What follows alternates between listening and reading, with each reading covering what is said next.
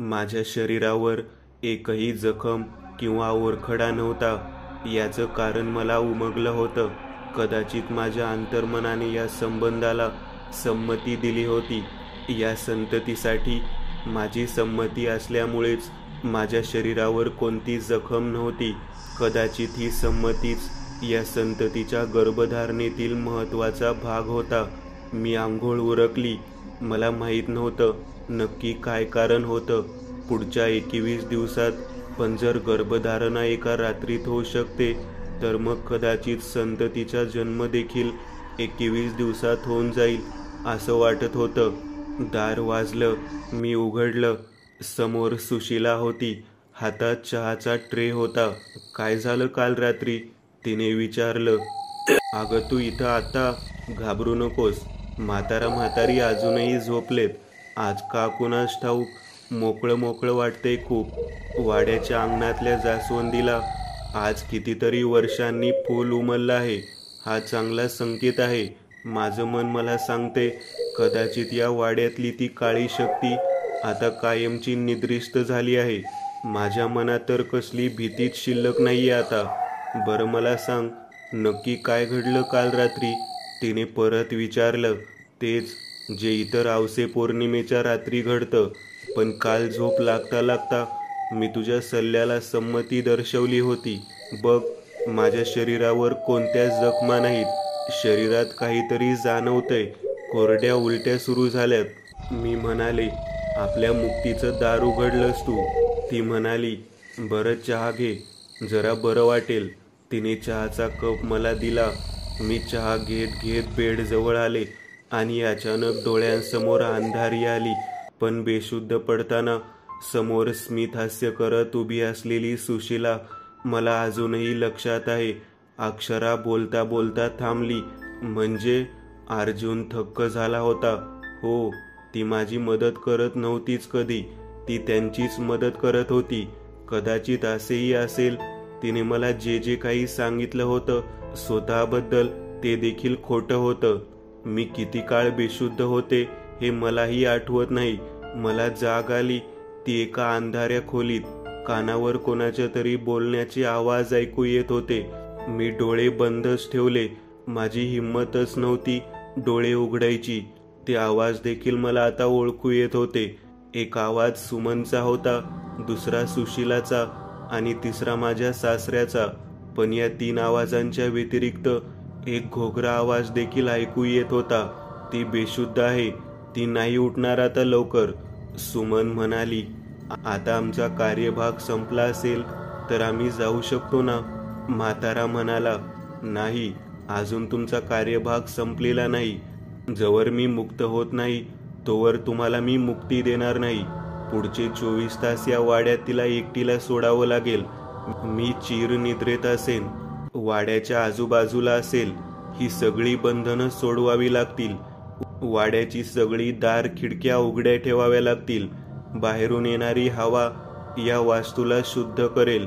24 तासानंतर तुम्ही परत याल आणि मग पुढचे 20 दिवस इथेच थांबाल. तिने संततीला जन्म दिल्यावर त्याला माझ्याकडे घेऊन याल आणि मग मी स्वतः त्याचा अंत करेन. त्याच्या अंताबरोबरच काय होईल हे तुम्ही जाणता. त्या संततीचा मृत्यू एका नव्या युगाची सुरुवात असेल. त्यामुळे घाई करू नका. घोगऱ्या आवाजात तो बोलत होता. ते तिघेही बाजूच्या खोलीतून बाहेर आले. मी डोळे मिटून पडून राहिले. सुशीला ऐक, तुझ्या नवऱ्याला सांगून काही माणसं पाळतीला ठेवायला सांग. वाड्याच्या आसपासच्या जंगलात उगाचीला शुद्ध आली तर जायची पळून. गुंगीच्या औषधाचा परिणाम राहील ना 24 तास? सुमनने सुशीलाला विचारलं. हो राहील गाई, कशाला काळजी करतेस? अगं ते औषध इतकं स्ट्रॉंग आहे की ही शुद्धीवर आली तरी चालू शकणार नाही नीट. आणि मी सांगते माझ्या नवऱ्याला, चल आपण निघू. मला कंटाळा आलाय जुन्या साडीचा.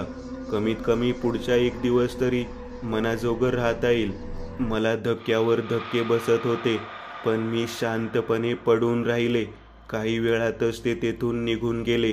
मला ज्या खोलीत ठेवलं होतं त्या खोलीत दार उघडं होतं. मनात असंख्य प्रश्न होते. नक्की हा कसला श्राप आहे? आणि घोगऱ्या आवाजात बोलणारा तो कोण होता? कळत नव्हतं नक्की दिवस आहे की रात्र. मनावर जे दडपण, जे ओझं आधी जाणवायचं ते आताही जाणवत होतं. लक्षात नाही मी किती वेळ तशीच पडून राहिले, पण एका ठराविक वेळेनंतर मनावरचं ओझं, तो ताण कमी होऊ लागला. कायम थंडगार जाणवणारं ते वाड्यातलं वातावरण आता उबदार वाटू लागलं होतं. 24 तासाचा तो कालावधी बहुतेक आता सुरू झाला होता आणि हीच ती वेळ होती. मला इथून निघून जाता येणार होतं. डोळे उघडून मी उठून बसले, आजूबाजूचा अंदाज घेतला आणि त्या खोलीतून बाहेर आले. ती खोली म्हणजे तीच आडगळीची खोली होती. त्याबद्दल सुशीला आणि मला सांगितलं होतं. त्या खोलीचं दार उघडं होतं. वाड्याच्या प्रत्येक खोलीचं दार उघडं होतं. मी वाड्यात कोणी नाही याची खात्री केली. वाड्याच्या मुख्य दरवाजातून मी बाहेर आले आणि वाड्याच्या समोरच्या बाजूने बाहेर न जाता थेट मागच्या बाजूने जंगलाच्या दिशेने पळाले. ती रात्र जंगलातली वाट तुडवत कशीबशी बाजूच्या गावाच्या एस टी स्टँडपर्यंत आले. मला जायचं होतं माझ्या बहिणीकडे, पण त्यांची माणसं माझ्या मागावर होती. जीव वाचवण्यासाठी मी दिसेल त्या एस टीच्या गर्दीत शिरले. कशीबशी एस टी छतावर चढून लपले. एस टी कुठं जात होती मला काहीच ठाऊक नव्हतं, पण नशीब बघा, शिरवळला एस टी बंद पडली आणि काही वेळातच मी त्यांच्या हाती पडले. मला बेशुद्ध करून ते आता परत तिकडेच नेत होते, पण खराब वातावरण आणि आजूबाजूला घडणाऱ्या हिंसक घटनांमुळे त्यांनी साताऱ्याच्या बाजूने जाणारी आडवाट धरली. नशीबच होतं की गाडी खराब झाली. तुम्ही तिथं आलात. तिचं बोलणं संपलं होतं. अर्जुनला काय रिॲक्ट व्हावं ते कळत नव्हतं. तुझ्या पोटी जन्मणारं बाळ आणि आजूबाजूला घडणाऱ्या या घटनांचा काही संबंध आहे असं तर नाही?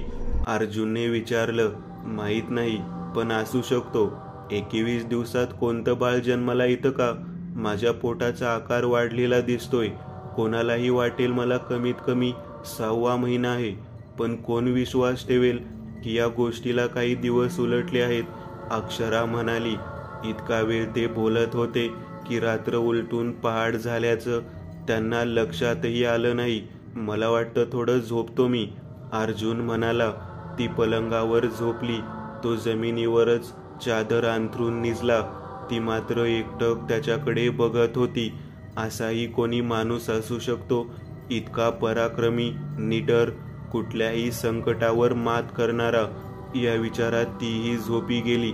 अर्जुन थकला होता, त्यामुळे त्याला लगेच झोप लागली होती. काही वेळ तसाच गेला.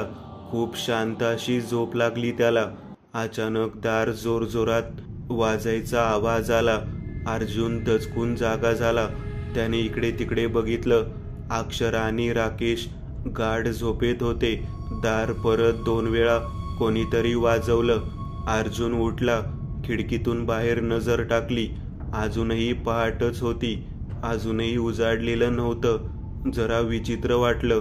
दाराजवळ येत त्याने दार उघडलं. समोर एक बाई उभी होती.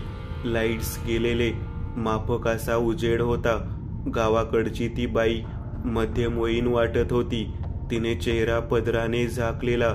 डॉक्टर साहेब बोलवत आहेत तुम्हाला, ती म्हणाली. पण तुम्ही कोण? रात्री तर तुम्ही इथं नव्हतात. होते, मी दवाखान्यात झोपले होते. संध्याकाळी बाहेर काही लोक फिरत होते. बाजूच्या गावातली येड्यासारखी ओरडत होती. मला भीती वाटली म्हणून क्लिनिकचं दार बंद करून लपून राहिले, ती म्हणाली. ठीक आहे, आलो मी, तो म्हणाला. ती लगेचच निघून गेली. त्याने खोलीत येत थोडं पाणी प्यायलं आणि तो खोलीतून बाहेर आला. बाहेर येत आणि खोलीचं दार बाहेरून बंद करून घेतलं. ते पॅसेजमधून चालत पायऱ्या उतरत तो खाली आला.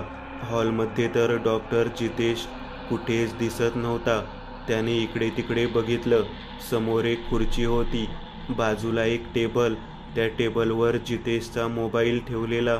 चहाचा एक कप तिथे दिसत होता, ज्यात गरम चहा अजूनही होता, कारण चहाची वाफ दिसत होती.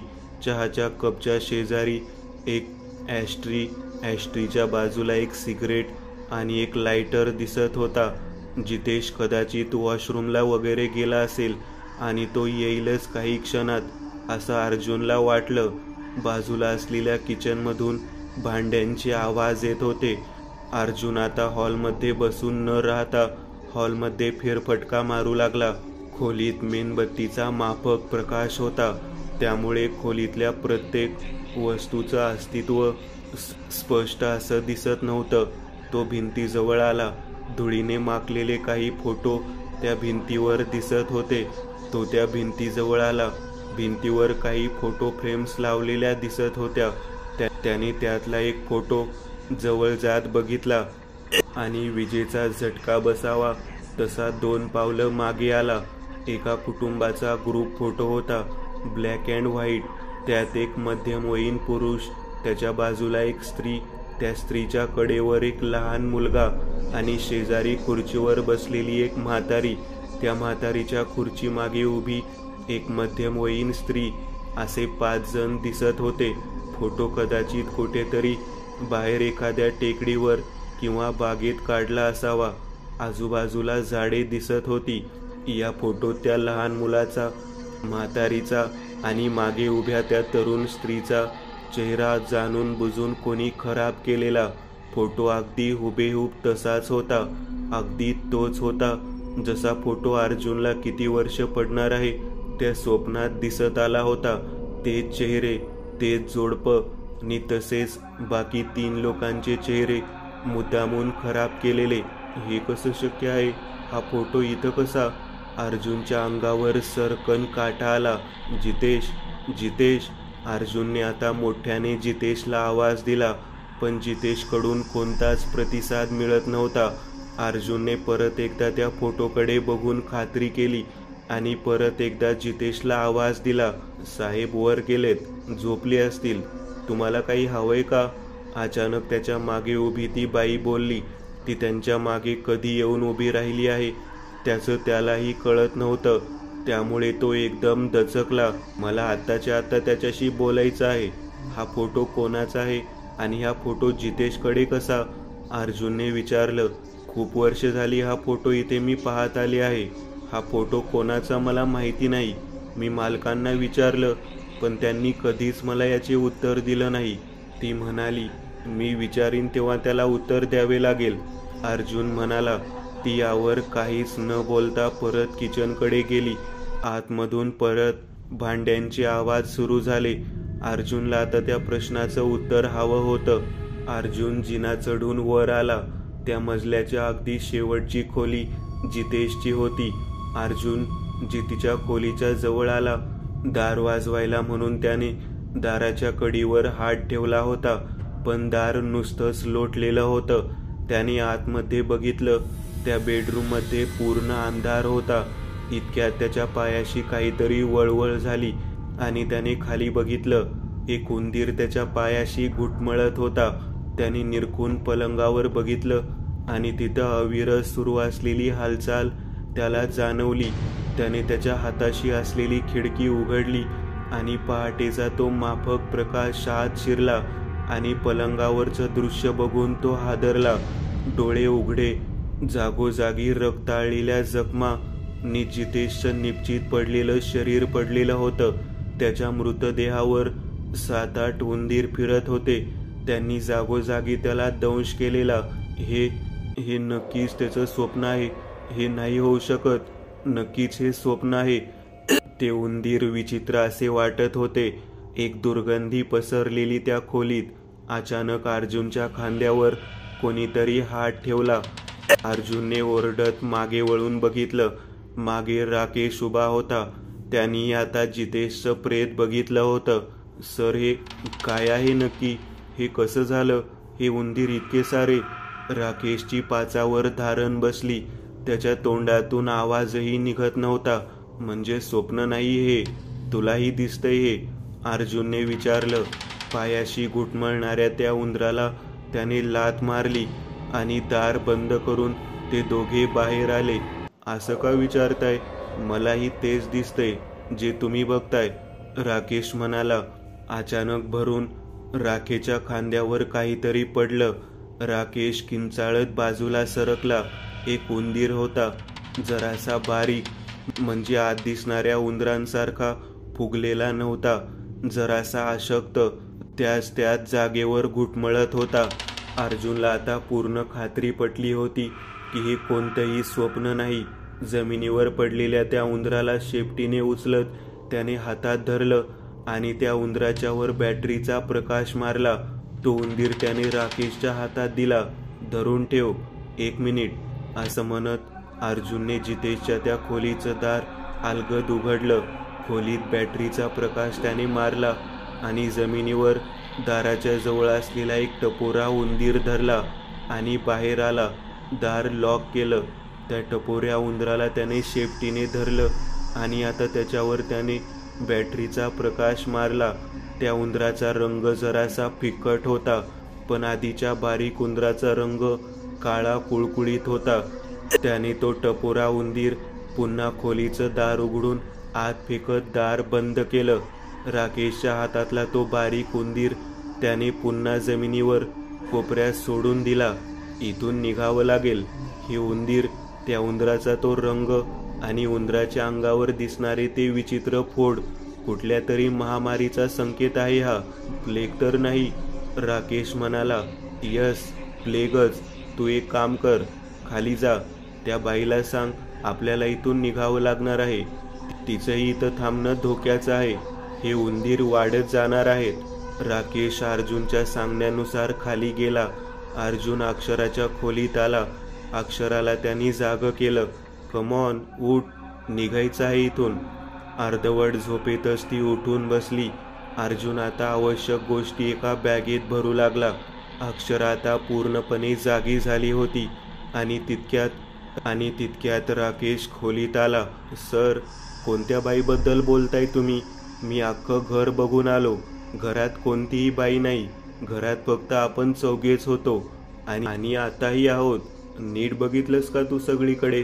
हो सर, विश्वास ठेवा, सगळीकडे बघितलं घरात. आपल्या व्यतिरिक्त कोणीच नाहीये. राकेशचं बोलणं डोक्याला सुन्न करून गेलं. मग मला झोपेतून कोणी उठवलं होतं? मला खाली घेऊन जाणारी कोण होती? दार वाजवणारी कोण होती? अर्जुन विचारात हरवून गेल्यासारखा नुसता उभा राहिला. ती बाई कोण होती ती? आणि गेली कुठं? मी तिच्याशी बोललो आहे. ती मला खाली घेऊन गेली होती. तिनेच सांगितलं मला की जितेशने बोलावलं होतं. तू खरंच नीट बघितलंस ना? अर्जुनने परत एकदा राकेशला विचारलं.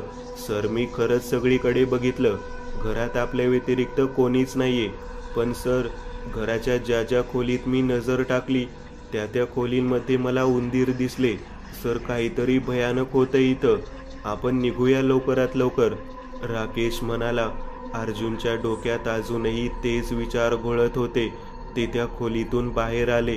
खोलीच्या समोर असलेल्या पॅसेजमध्येही आता 5-6 उंदीर घुटमळत असलेले दिसत होते. हे उंदीर नक्की येतायत कुठून? या प्रश्नाचे उत्तरच मिळत नव्हतं. जमिनीवर सांभाळून पाय टाकत ते तिघेही जिन्याने खाली आले. सगळीकडे आता ते उंदीर पसरले होते. नक्की घडतंय काय? काहीच कळायला मार्ग नव्हता. उंदराच्या त्या विचित्र ची अशा आवाजाची तीव्रता आता वाढली होती. हॉलमधून घराच्या मुख्य दरवाजाकडे अर्जुन चालत आला आणि त्याची नजर त्या भिंतीकडेच होती. तीच भिंत होती तिथं. आता मात्र कोणताही फोटो फ्रेम दिसत नव्हती. त्या पूर्ण भिंतीवर बाकी सगळं जसंच्या तसं होतं. म्हणजे एक निसर्गचित्र, उगवत्या सूर्याचं पोस्टर, बाकी सगळं होतं. पण तो फोटो नव्हता. मगाशी मला स्वप्न तर पडलं नव्हतं, असा विचार अर्जुनच्या डोक्यात आला आणि त्याने टेबलकडे बघितलं. टेबलवर मगाशी त्याला दिसलेल्या सगळ्या वस्तू जशाच्या तशा होत्या. म्हणजे चहाचा तो कप, सिगरेटचं ते पाकिट, बाहेर काढून ठेवलेली सिगरेट, लायटर, मोबाईल, सगळं जशाच्या तसं होतं. म्हणजे ते नक्कीच स्वप्न नव्हतं. किचनमधून भांड्यांचा मगाशी येणारा आवाज आताही येत होता. हे अर्जुनच्या लक्षात आलं. कसलाही विचार न करता आता तो थेट किचनच्या दरवाजापाशी आला. त्याने दरवाजातून आत नजर टाकली आणि आता त्याला त्या आवाजाचं रहस्य कळलं. बेसिनमध्ये असलेल्या भांड्यांच्या वर देखील 7 ते 8 उंदीर होते. आवाज त्या उंदरांमुळेच येत होता. मग ती बाई कोण होती आणि मलाच का दिसली हा प्रश्न त्याच्या डोक्यात थैमान घालत होता. सर लवकर चला. एव्हाना अक्षरा आणि राकेश आता दरवाजा उघडून दाराच्या बाहेर पोहोचले होते. अर्जुन भानावर आला. हे उंदीर इथंच संपवायला हवेत. एक महामारीसारखे हे वाढतच चाललेत. नक्की काय होते काहीच कळत नाहीये. तो किचन ओट्याजवळ आला. सिलेंडरच्या वर बसलेला उंदीर बाजूला झटकत त्याने सिलेंडरचा कॅन ऑन केला. गॅस शेगडीची बटन सुरू करत त्याने किचनच्या सगळ्या खिडक्या बंद आहेत याची खात्री करून घेतली आणि तो आता तिथून बाहेर हॉलमध्ये आला. छतावरून एक उंदीर त्याच्या अंगावर पडला. तो एकदम दचकला.